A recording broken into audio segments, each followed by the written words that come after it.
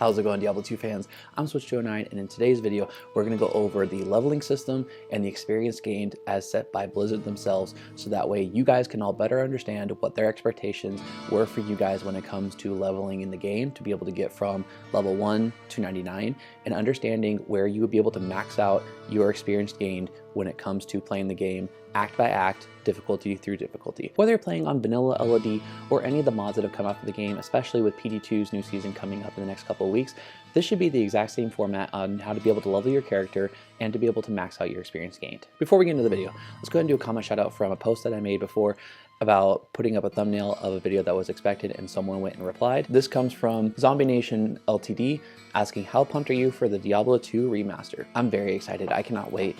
And being that I signed up for the alpha testing on day one, hopefully I'll be one of the first ones to jump on and to start playing the game to see the quality of life changes from regular Diablo 2 to now having to play Resurrected.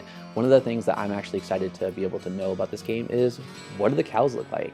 And just to see how much better they look on this versus just playing on Diablo 2 LOD, which I love that, by the way. I think it would be funny if they were to actually kind of spin on the cows compared to the graphics for the rest of the game. If they made like cow and chicken cows just running around everywhere with pole X's, I'd probably be one of the first people to say, take me, just kill me. I think that'd be hilarious just to see a bunch of cows like that running around.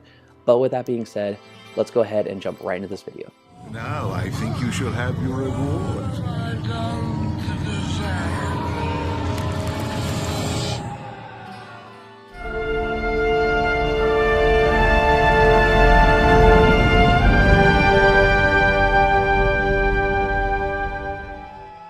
When it comes to leveling up your character, there are some key factors to keep in mind, including the difficulty level you're playing in, the type of monster you're fighting, your own character's level, and how many characters are within the game. For single player, that is adjusted based upon the player's X command. This is all going to be based on patches 1.10 and higher. Anyone who has reverse patched their games down from there will need to look up the info to understand leveling for their patch. In this video, I will break it down between playing on single player as well as playing on Battle.net Online.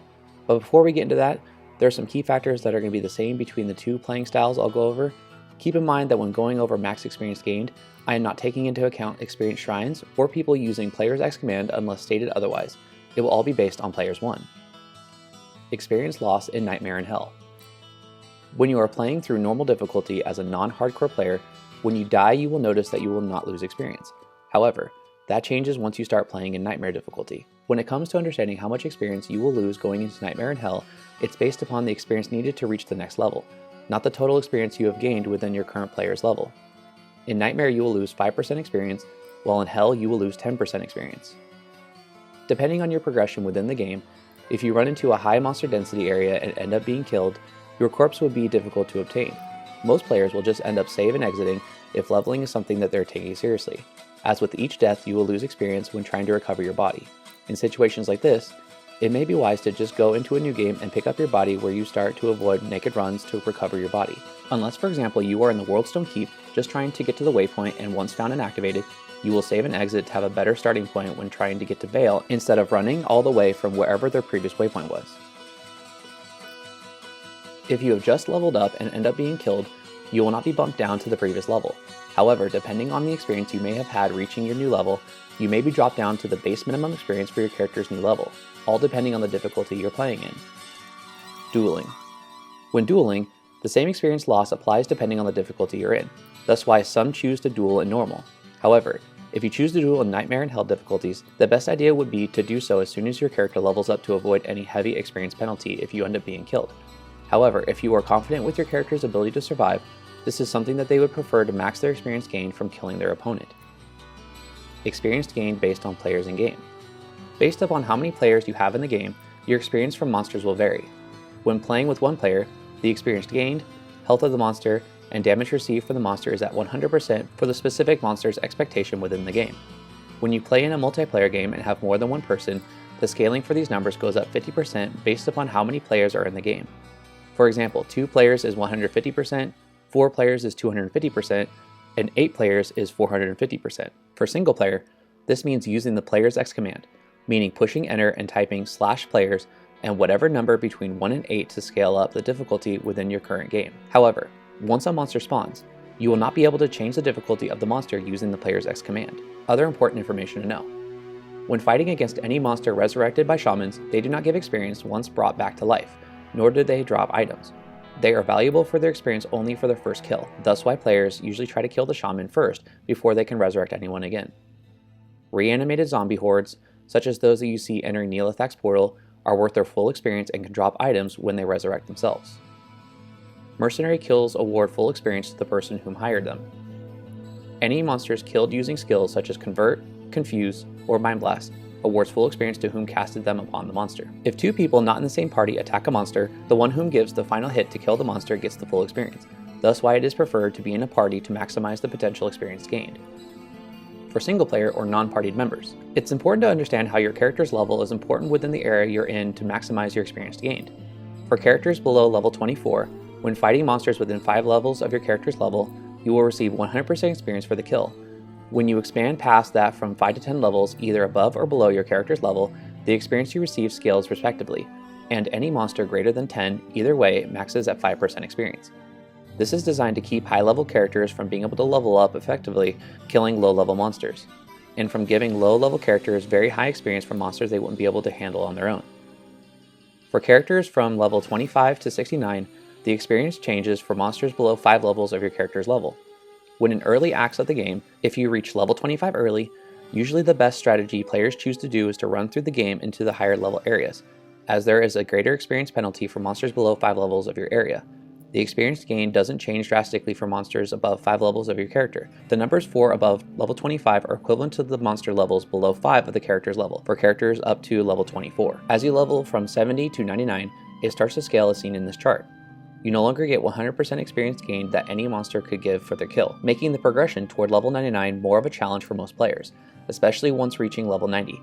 The max experience given is 5.96% and scaling down with each level gained. For multiplayer. This aspect may seem confusing to most, but in the easiest way to break down what the developers have stated about party experience. Total experience when a monster is killed is divided evenly amongst party members, but then is further divided by specific stats. These stats are that each member's character level is then divided by the sum of all party members' levels. The experience is then calculated on a scale based on your character's level and the monster's level only if you're within 5 levels of the monster's level, where you would get 100% of the experience share. Once the difference is greater than 10 levels, the experience share drops to 5%. Lastly, members within 2 screens of the kill receive the experience shared. To put it more simply, when playing in a party, the best strategy for leveling is to group up together and stay within 2 screens of the monsters being killed to maximize your experience shared amongst everyone. This strategy was made by the developers for the same reason as single-player play, to keep high-level players from leveling up effectively while killing low-level monsters, as well as low-level characters from partying up with high-level players to get ridiculous experience and level up quickly. An example being having to be at level 20 to get the credit for Ancient's Quest in normal difficulty, level 40 in Nightmare, and 60 in Hell. The experience chart. For everything I've already mentioned to hopefully make more sense, there is an experience chart to better understand how the most effective leveling between the acts of each difficulty can go. This chart is based upon staying within 5 levels of both the monster level you are killing and your character's level. The farthest left column represents your character's level.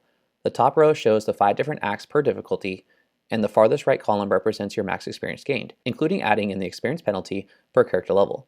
And the second row from the top with the white cells is your average experience gained per monster kill. The ideal goal is to stay in the blue to maximize your experience gain from your monster kills, as the blue represents the average experience gained per monster kill. As this chart shows, it's ideal to be at level 11, and by the end of normal to be close to level 36, and at the end of Nightmare to be at level 62, for example. This table, along with all of the other information used to be able to make this video, will be at the top of this video's description for anyone who wants to be able to check it out. And that's going to do it for today's video. I hope you guys enjoyed and were able to learn something about the leveling system within Diablo 2 and to be able to understand how the developers wanted people to be able to maximize their potential experience gained when playing the game. If you like this video and want to see more, please hit the subscribe button, hit the bell notification, be notified whenever a new video comes out. And also, if you enjoyed this video, please give it a like and share it so that way we can get out to everybody as soon as possible, so that way we can get a better understanding overall of how the developers wanted us to be able to level within the game. Other than that, I hope you guys are all staying safe. Take care, and I will see you in the next video.